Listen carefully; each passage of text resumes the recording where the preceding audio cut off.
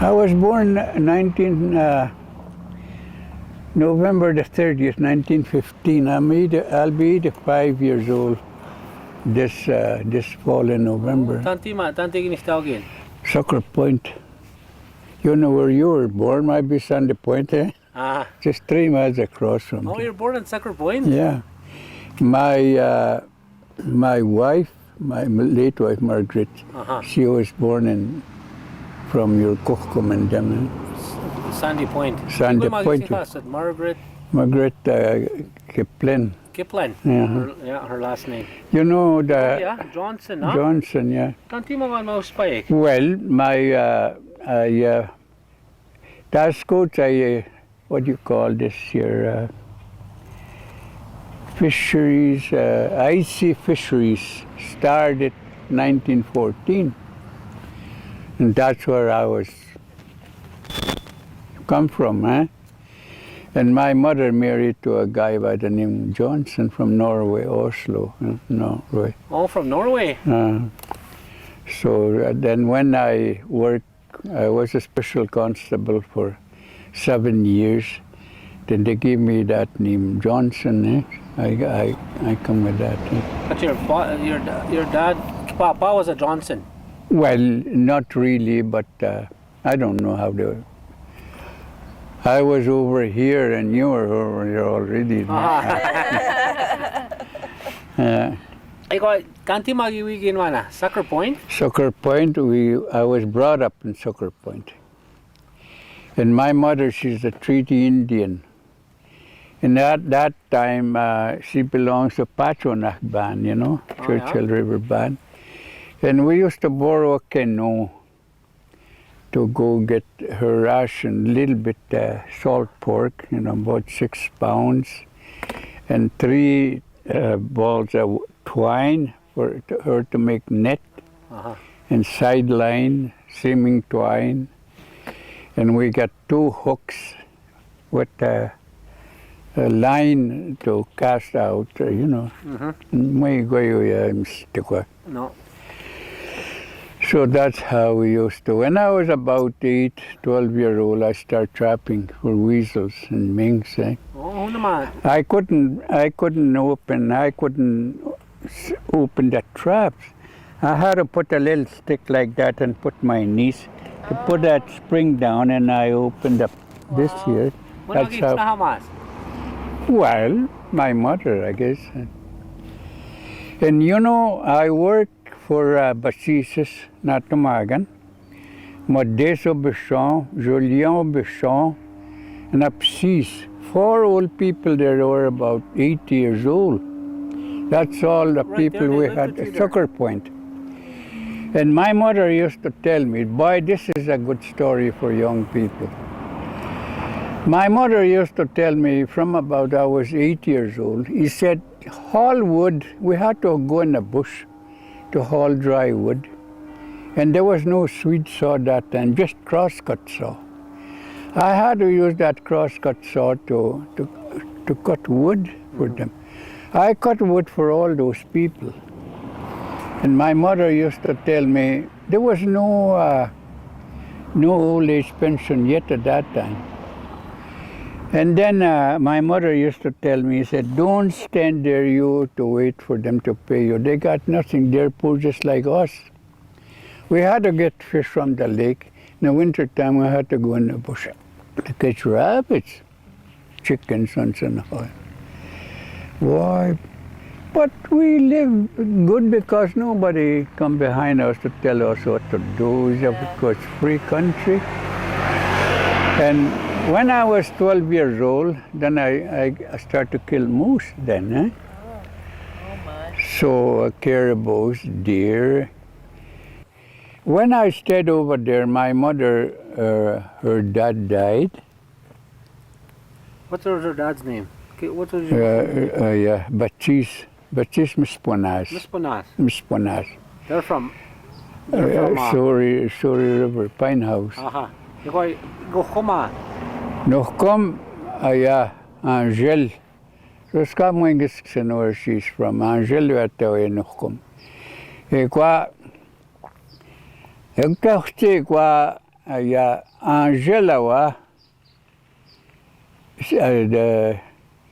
the mission had look after one no chapan. What do you call that? Grandmother. Great grandmother. Uh-huh. She's from what do you call it? The Beaver Lake, another town just north of there. What do you Leclabish?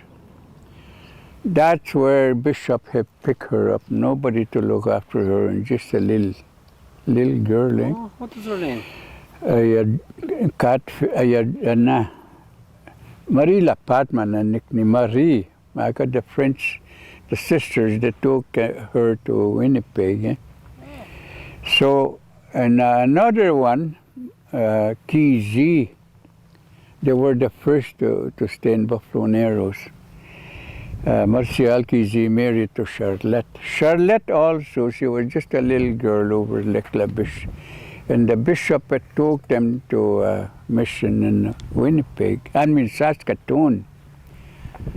Not Saskatoon, no. Winnipeg, yeah. Good day. With wagon and horses. They take those two little girls. Over there, John Catfish married my grandmother, Marie Lapat. And then again, she came riding in a wagon with the bishop, and also Charlotte. And they got Charlotte married to Martial Kizzy. And my grandfather, he was a boxer, John Catfish. They paddle up the river with a York boat. Eh? You know those York boat. They leave here with 7. The John will have 7 York boat. 7 men in each boat.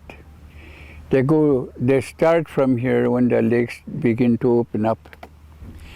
They paddle all the way to the Hudson Bay, the ocean. Eh?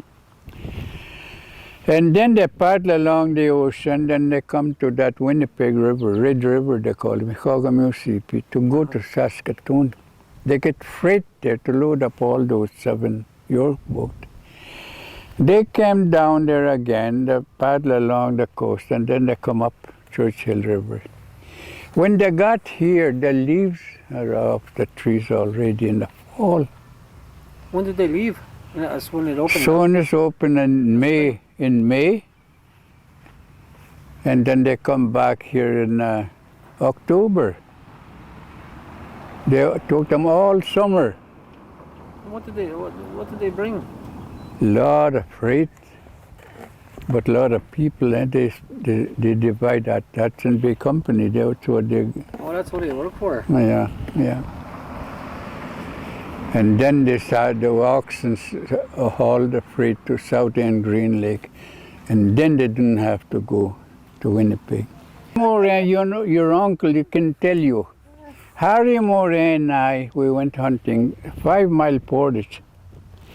We shot a big bull moose in the fall, fat. We shot a big buck caribou. 2 trips, we got all that meat to the lake, 5 miles. Wow. Oh, my packing. Those shit, they run all right with 200 pounds, but we used to take about 700, 800 pounds. But we used strap. That's why now I got trouble. You know this backbone, there's a plate that's holding your head, eh? That's weird out, woman, yeah. I had packed too much. Too strong. Too strong. Well, that's the only way you have to. I don't want to walk for 200 pounds. I take 500-600 pounds.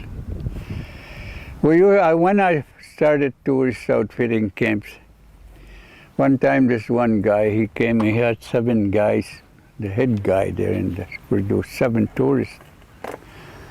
And we fly into Cynic Lake. I had tourist camps over there. And we shot a moose in a bush, about a mile in a bush. And Joe Misponanzi was guiding for me. And this boss here, he said, oh, you see those big guys here, he said, farmers. You don't have to pack no meat, you guys. He said, they'll do the packing. When we skinned that moose over there, they cut a chunk about that big and put a long stick. Oh. My kids could carry more than that. So I tie a hind quarter of a moose, and I left that. I put in then the ribs, and half of the chest I put that on the top. Holy smokes, you can't carry that much, you're going to get hurt. Well, I said, you told me those guys are strong. I said, here's a strong man. And well, I'm used to packing. Oh, those guys are just pushing with wheelbarrow. A few years back, the medicine people, the Cree medicine people, there was a lot of bad ones. They got bad spirits. They can kill somebody far away with their spirits. There was one guy here at Waterhen Lake. He was a bad medicine man, and he had they built a little teepee, very strong, and he went in there by himself. And a lot of people, the one that could afford to come there from far away with wagon and horses, some of them on saddleback. There was 3 guys from here, Atwin Morris, Manuel Case, Michelle Case's dad, and another old guy from Beauval. This guy from Beauval, he had these all the time. And then also he had rosary in his pocket all the time. So when he got over there, that next morning they built this little teepee. This medicine man, he went in there by himself. And he had a little rattler. He rattled this thing 3 times, spirits didn't come. So he said, those 3 visitors from north, one of them has got something holy in him. That Billy boy, he's got these, and he had rosary. The spirits couldn't come there. That's devil power that they have. They had those spirits, bad medicine people. Now, the other day I showed them this, and I tell them, if you don't have this, devil can come to you anytime to put snare around your neck, and when he could pull you any old ways he wants. You hear good things from one side of your ear, it will go out on the other side.